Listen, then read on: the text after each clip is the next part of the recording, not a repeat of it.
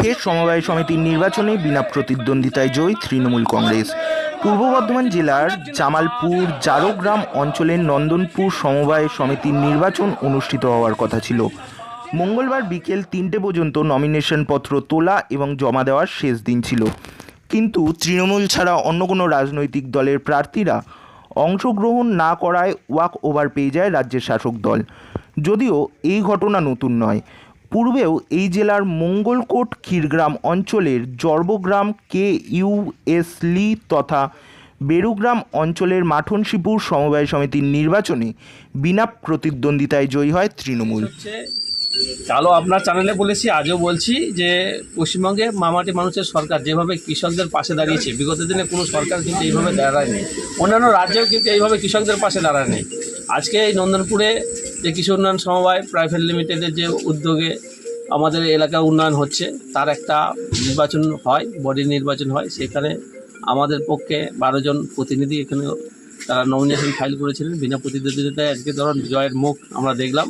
এর আগেও দুটো আমাদের হয়েছে, সেখানেও আমরা জয়লাভ করেছি। তার কারণ পশ্চিমবঙ্গ সরকার খরা, বন্যা, অতিবৃষ্টি, অনাবৃষ্টি সর্বদাই কৃষকের পাশে থাকে।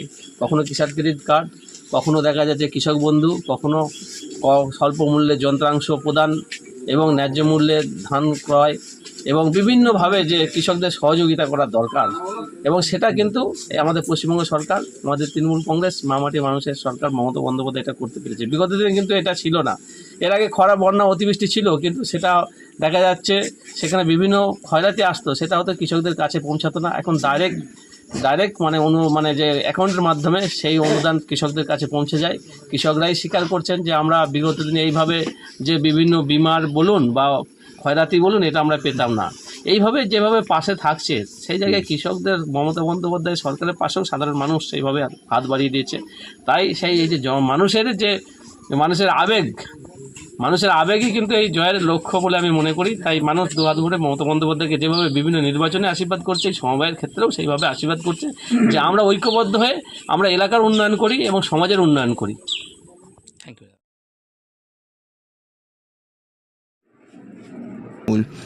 এদিন তৃণমূলের নমিনেশন পর্বে হাজির ছিলেন জামালপুরের বিধায়ক অলোক কুমার মাঝি, ব্লক সভাপতি মেহমুদ খান, কার্যকারী সভাপতি ভূতনাথ মালিক, শ্রমিক সংগঠনের সভাপতি তাবারক আলী মণ্ডল, অঞ্চল সভাপতি আলাউদ্দিন শেখ সহ অন্যান্যরা। সমবায় সমিতির নির্বাচনে জয়ী প্রার্থীর গলায় মালা পরিয়ে শুভেচ্ছা জানান বিধায়ক ও ব্লক সভাপতি। ওনাদের অনুপ্রেরণায় সারা বাংলায় যে সমবায় কেন যে কোনো নির্বাচনই হোক, সেখানে সাধারণ মানুষ এবং ভোটার দুহাত ভরে আশীর্বাদ করেন। সেটাও আজকে এই নন্দনপুর যে সমবায় সমিতিতে আজকে নমিনেশন ফর্মের ডেট ছিল, আজকে কিন্তু অন্য বিরোধীরা কেউ এখানে দিতে পারেনি, এবং আমরা অগাধভাবে বলেছিলাম যে প্রত্যেকে অধিকার আছে তারা যেন এখানে নমিনেশন ফাইল করে। সেই ক্ষেত্রে আজকে আমাদের 12 জন এখানে ক্যান্ডিডেট ছিল, 12 জন তৃণমূল কংগ্রেসের পক্ষ থেকে আমাদের এখানে জয়লাভ করেছে। এবং এই এলাকায় সমবায়ের মধ্যে যারা আমাদের সদস্যরা আছে, যারা আমাদের কৃষক বন্ধুরা আছে, প্রত্যেকেই জামালপুর ব্লক তৃণমূল কংগ্রেসের পক্ষ থেকে শুভেচ্ছা জানাই যে আপনাদের এখানে যারা এই বোর্ডে এলো, তারা যেন আপনাদের যে মাননীয় মুখ্যমন্ত্রী মমতা বন্দ্যোপাধ্যায়ের যে উন্নয়ন, সেই উন্নয়নকে যে কৃষক বন্ধু থেকে শুরু করে তাদের হাতে যেন সেইভাবে উন্নয়নটা তুলে দিতে পারে, যেন এইখানে আরও ভালো কিছু করা যায়, সেই জন্য যে বোর্ড আছে। তাই এখানে যারা আপনারা এই সমবায়ের মধ্যে যারা সদস্য ছিলেন, প্রত্যেকেই আপনারা সঙ্গে থেকে সহযোগিতা করবেন, তাহলেই আমরা বুঝবো যে এই সমবায়টা এখন যেমন ছিল আগামী দিনে আরও যেন ভালো হয়। এই প্রত্যেকে